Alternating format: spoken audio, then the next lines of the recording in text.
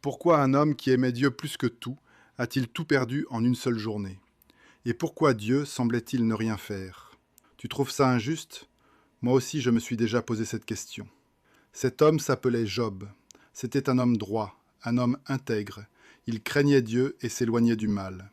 Et pourtant, en une seule journée, tout s'est écroulé.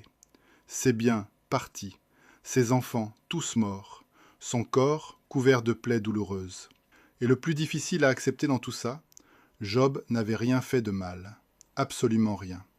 Alors pourquoi? Pourquoi ceux qui aiment Dieu traversent-ils parfois des souffrances qu'on ne comprend pas? Peut-être parce qu'être fidèle à Dieu ne veut pas dire être protégé de toute épreuve. Cela veut dire que l'épreuve ne pourra jamais détruire ce que Dieu construit dans ta vie. Et ça change tout. Souvent on nous fait croire que la bénédiction de Dieu c'est une vie facile. Pas de problème, pas de larmes, pas de portes fermées. Mais la Bible nous montre autre chose.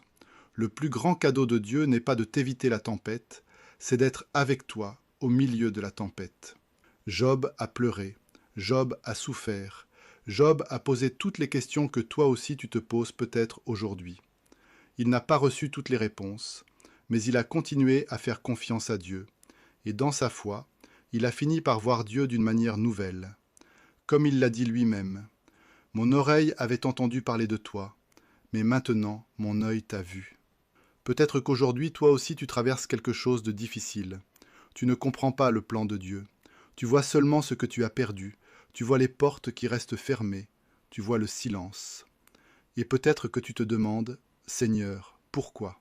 Je comprends. Mais ne crois pas trop vite qu'il t'a abandonné.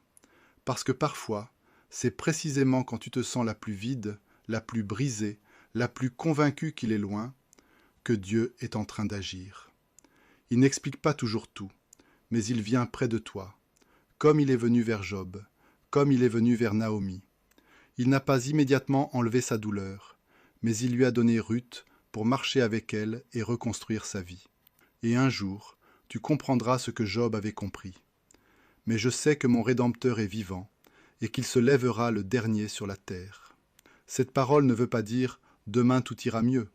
Elle veut dire « je sais en qui j'ai mis ma confiance ». Et c'est ça la vraie richesse. Pas l'absence de tempête, pas toutes les réponses, mais sa présence. Si aujourd'hui tu traverses le chaos, si tu as pleuré, si tu as souffert, si tu as été perdu ou découragé, et que malgré tout, tu choisis encore de lui faire confiance, alors tu es peut-être dans une saison semblable à celle de Job ou à celle de Naomi.